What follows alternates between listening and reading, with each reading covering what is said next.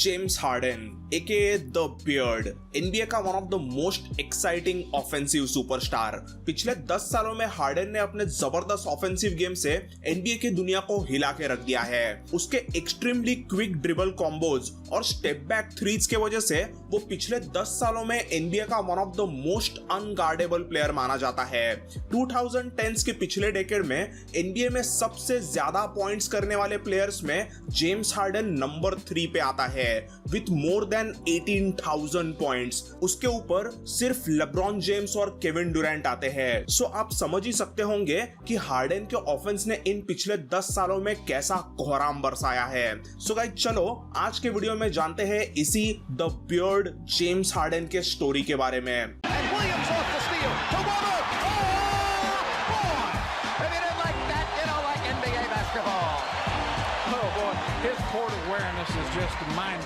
James harden का जन्म 26 अगस्त 1989 को लेकवुड कैलिफोर्निया में एक मिडिल क्लास फैमिली में हुआ था।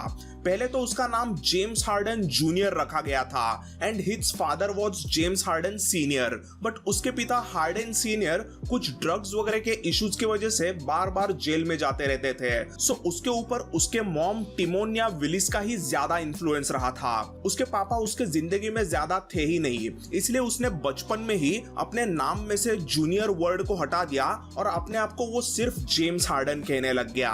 बचपन में हार्डन अपने मॉम ने गिफ्ट किए हुए बास्केटबॉल रिम पर घंटों प्रैक्टिस करता रहता था और धीरे धीरे उसे अभी बास्केटबॉल खेलने में मजा आने लगा था। छोटे हार्डन ने अपने मॉम के लिए लिखा हुआ ये नोट आज तक फेमस है। छोटू जेम्स हार्डन ने अपने मॉम से कुछ पैसे मांगे थे और लिखा था, mom wake me up at 7 AM and keep this paper, I am be a superstar. कुछ लोग अपने ख्वाबों को हकीकत बनाते हैं और छोटा जेम्स हार्डन उनमें से ही एक था। बचपन में बास्केटबॉल एबीसीडी सीखने के बाद जेम्स हार्डन ने लेकवुड के ही आर्टिशिया हाई स्कूल में एडमिशन ले ली और कैलिफोर्निया बास्केटबॉल सर्किट में हार्डन ने अपना जलवा शुरू कर दिया। हार्डन के अच्छे खेल के वजह से आर्टिशिया हाई स्कूल की basketball team one of the best Californian team रही थी। हार्डन ने अपने आर्टिशिया हाई स्कूल को 2 स्टेट चैंपियनशिप जिताई थी। जेम्स हार्डन का गेम हाई स्कूल में ही काफी मैच्योर लग रहा था और उसका आर्टिशिया के कोच स्कॉट पेरा के साथ में एक अलग ही गुरु शिष्य वाला कनेक्शन बन गया था। मिस्टर स्कॉट पेरा was everything for James harden. एक बार तो हार्डन ने कोच को बोल दिया, कोच आप जो भी यूनिवर्सिटी में कोच बन जाते हो मैं उसी यूनिवर्सिटी से खेलने आऊंगा, और एग्जैक्टली वही हुआ। जेम्स हार्डन के तगड़े हाई स्कूल करियर के बाद में सभी बड़ी बड़ी बास्केटबॉल यूनिवर्सिटीज उसके पीछे हाथ धो के पड़ी थी, बट जेम्स हार्डन ने छोटे basketball university Arizona state university से साइन किया क्योंकि वहां पर उसके हाई स्कूल के कोच स्कॉट पेरा आ गए थे और यहां पर भी उसने अपना ऑफेंसिव डोमिनेशन शुरू कर दिया। उसकी यूनिवर्सिटी वैसे बास्केटबॉल सर्किट में छोटी ही थी, इसीलिए उसके फर्स्ट ईयर में हार्डन के पर्सनल अच्छे खेल के बावजूद एरिजोना स्टेट यूनिवर्सिटी मार्च मैडनेस एनसीए टूर्नामेंट के लिए भी क्वालिफाई नहीं हुए थे।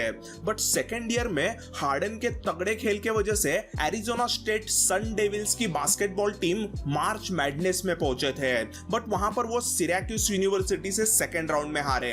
इस हार के बाद में James harden was ready for NBA और उसने एनबीए ड्राफ्ट के लिए डिक्लेयर कर दिया और फिर 2009 के आइकॉनिक एनबीए ड्राफ्ट में उसे नंबर 3 पिक से ओक्लाहोमा सिटी थंडर ने सिलेक्ट कर लिया और तब बनी थी थंडर यंगस्टर्स की फेमस त्रिमूर्ति केविन ड्यूरेंट, रसल वेस्टब्रुक और जेम्स हार्डन। ऐसे जबरदस्त यंग प्लेयर से भरे हुए टीम में जेम्स हार्डन इजीली सेटल हो गया और रूकी ईयर में ही उसने अपने ऑफेंसिव गेम से सबको इंप्रेस कर दिया। थंडर के पास पहले से ही ड्यूरेंट और वेस्टब्रुक जैसे एस्टैब्लिश्ड यंग स्टार्स थे, इसीलिए उन्होंने हार्डन को ऑफ द बेंच स्कोरर के तौर पे खिलाना शुरू कर दिया और हार्डन ने भी इस रोल को अपना लिया क्योंकि वो अभी रूकी था। रूकी ईयर में हार्डन ने वैसे अच्छा गेम दिखाया था और उसने कुछ 10 पॉइंट्स पर गेम का एवरेज ऑफ द बेंच रखा था, बट थंडर भी ड्यूरेंट के खेल की वजह से तगड़ी टीम थे जिसके कारण हार्डन के फर्स्ट ईयर में ही थंडर प्लेऑफ्स में पहुंचे थे जहां पे वो इवेंचुअल चैंपियंस कोबी ब्रायंट के लेकर्स से 6 गेम्स में हारे थे। 2010-11 का सेकंड सीजन भी एग्जैक्टली रूकी सीजन की तरह जेम्स हार्डन के लिए रहा। हार्डन वापस ऑफ द बेंच अच्छे परफॉर्मेंस दिए जा रहा था और थंडर प्लेऑफ्स में भी पहुंचे, बट इस बार वो वापस इवेंचुअल चैंपियंस डर्क नोविट्स्की के डैलास मैवरिक्स के खिलाफ प्लेऑफ्स में हारे। बट इस सीजन एक चीज थोड़ी डिफरेंट हुई और वो थी जेम्स हार्डन की दाढ़ी। जेम्स हार्डन एनबीए में आने के पहले से ही थोड़ी बहुत बियर्ड रखता था क्योंकि वो शेविंग करने के मामले में बहुत ही आलसी आदमी था, बट उसकी दाढ़ी एनबीए फैंस में अचानक से बहुत पॉपुलर होने लग गई। इसलिए जेम्स हार्डन ने ऐसे बियर्ड रखने को अपना एक ट्रेडमार्क लुक ही बना दिया। भाई साहब ने 2010 में शेविंग करना ही बंद कर दिया और एकदम दाढ़ी बढ़ाना शुरू कर दिया। यही डिसीजन की वजह से वो आगे जाके द बियर्ड कहलाने जाने लग गया।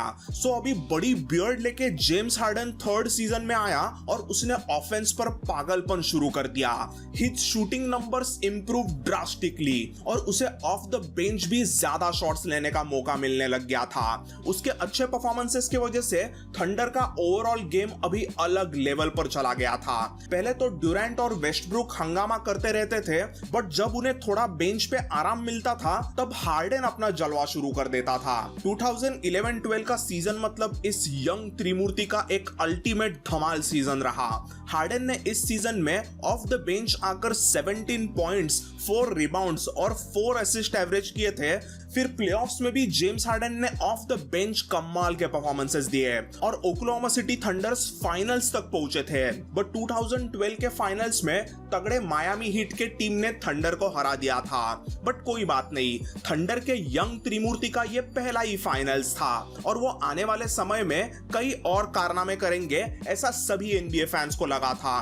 बट 2012 के ऑफ सीजन में कुछ ऐसा हुआ जो आज तक एनबीए हिस्ट्री का फेमस ट्रेड माना जाता है। सो 2012 के ऑफ सीजन में जेम्स हार्डन का 3 ईयर रूकी कॉन्ट्रैक्ट खत्म हुआ था और वो रेस्ट्रिक्टेड फ्री एजेंट बन गया था।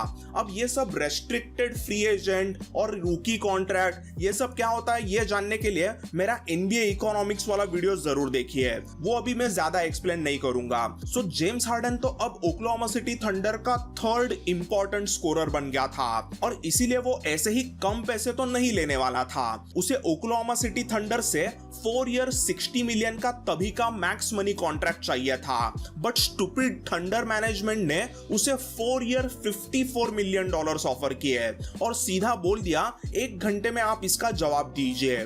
थंडर मैनेजमेंट की यह नौटंकी जेम्स हार्डन को काफी डिसरिस्पेक्टफुल लगी थी और उसी में थंडर उसे वापस ऑफ द बेंच रोल देने वाले थे, विच वॉज जस्ट स्टूपिड क्योंकि हार्डन अभी एक खुद तगड़ा प्लेयर बनने लग गया था। उसे वापस से वेस्टब्रुक और ड्यूरेंट के पीछे एक थर्ड पहिया बन के नहीं खेलना था। उसे लगता था कि he was a star himself, जो कि बिल्कुल सही था। इसीलिए जेम्स हार्डन अपने 4 ईयर 60 मिलियन के डिमांड से बिल्कुल नहीं हटा और फिर इसी में तभी ह्यूस्टन रॉकेट्स ने हार्डन के रिप्रेजेंटेटिव से कांटेक्ट करके कह दिया कि वो हार्डन को 5 ईयर $80 मिलियन का मैक्स कॉन्ट्रैक्ट देने के लिए तैयार है और वो जेम्स हार्डन को उनके फ्रेंचाइज का सुपरस्टार प्लेयर बनाना चाहते हैं। बस फिर क्या है, हार्डन ने थंडर मैनेजमेंट को बोल दिया कि या तो वो 4 ईयर $60 मिलियन दे दे या तो मुझे ट्रेड कर दे और इसके बाद में थंडर ने एक बहुत ही स्टूपिड डिसीजन ले लिया। Oklahoma city thunder traded James Harden to Houston Rockets, जो आज तक एनबीए हिस्ट्री की one of the biggest deal मानी जाती है और उसे सबसे बड़ी गलतियों में से एक माना जाता है। और आज तक ओक्लाहोमा सिटी थंडर के फैंस तो उस ट्रेड के बारे में सोच कर ही रोते हैं।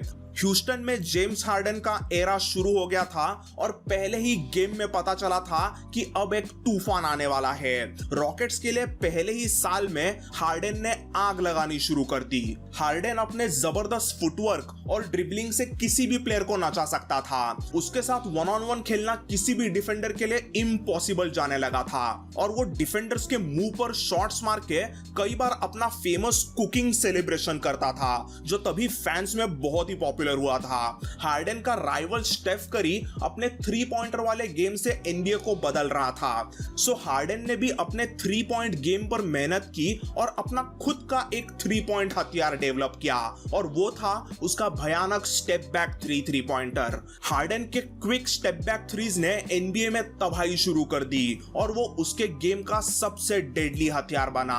इसी में 2015 में जेम्स हार्डन ने एडिडास के साथ में 13 ईयर $200 मिलियन का कॉन्ट्रैक्ट भी साइन कर दिया था और वो एडिडास का एक फेस बन गया।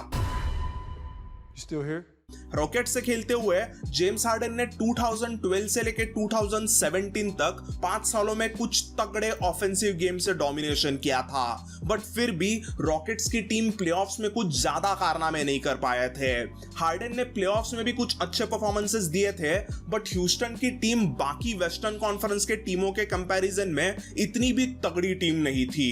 5 साल के प्लेऑफ फेलियर के बाद में 2017 में जेम्स हार्डन को क्रिस पॉल जैसा टीममेट मिला था और रॉकेट्स इंस्टेंटली टाइटल कंटेंडर बन गए। CP3 के आते ही हार्डन का जलवा और भी खतरनाक हो गया और उसने 2017-18 के सीजन में अपना NBA MVP जीता था। क्रिस पॉल और जेम्स हार्डन का कॉम्बो हमें सिर्फ 2 ही साल देखने मिला था और फिर उन दोनों में थोड़ी सी अनबन हो गई थी। इसीलिए ह्यूस्टन रॉकेट्स ने क्रिस पॉल को ओक्लाहोमा सिटी थंडर में तभी ट्रेड किया था जिसके बदले में उन्हें रसेल वेस्टब्रुक मिला था और हमें वेस्टब्रुक और हार्डन की जोड़ी एक सीजन में देखने मिली थी। बट इस जोड़ी का एक्सपेरिमेंट भी फेल हो गया और अभी जेम्स हार्डन को ह्यूस्टन रॉकेट्स में नहीं रहना था। ईयर 2021 के शुरुआत में जेम्स हार्डन को ह्यूस्टन छोड़ना था क्योंकि उसका दूसरा पुराना टीममेट केविन डुरैंट चाहता था कि वो ब्रुकलिन में उसके साथ खेलने आए। सो 2021 में हार्डन के करियर की सेकंड ब्लॉकबस्टर ट्रेड हुई जिसमें हार्डन ब्रुकलिन नेट्स में गया जो वो पिछले साल से खेल रहा है। बट अब ब्रुकलिन में भी 1.5 साल में क्या क्या प्रॉब्लम्स हुए ये तो आप जानते ही हो। कायरी अर्विंग के वैक्सीनेशन वाले इश्यूज के वजह से वो ब्रुकलिन से खेल नहीं रहा, फिर केविन डुरैंट भी कई बार इंजुरीज की वजह से बाहर रहा और ऐसे कई सारे प्रॉब्लम्स ब्रुकलिन में होने लग गए थे, इसलिए वो चाहता था कि वो वापस ब्रुकलिन भी छोड़ दे। और ब्रुकलिन नेट्स ने अभी जस्ट रिसेंटली उसकी और एक तीसरी करियर की ब्लॉकबस्टर ट्रेड की जिसमें उसे ट्रेड कर दिया गया है फिलाडेल्फिया 76ers में। सो अभी हार्डन फिलाडेल्फिया 76ers में जोएल एम्बिड के साथ क्या धमाल मचाता है ये उसके करियर में आगे देखना बहुत इंटरेस्टिंग होने वाला है। तो दोस्तों जेम्स हार्डन के अब तक के स्टोरी में बस इतना ही। मैं ऐसे ही एक बार कभी करंट स्टार प्लेयर्स की और कभी फिर रिटायर्ड लेजेंड्स की अल्टरनेट स्टोरीज अपलोड करता ही रहूंगा। सो अगर आपको ऐसे NBA प्लेयर्स रिलेटेड कंटेंट पसंद है तो चैनल को जरूर सब्सक्राइब करें and thanks for watching today's video. Bye and take care.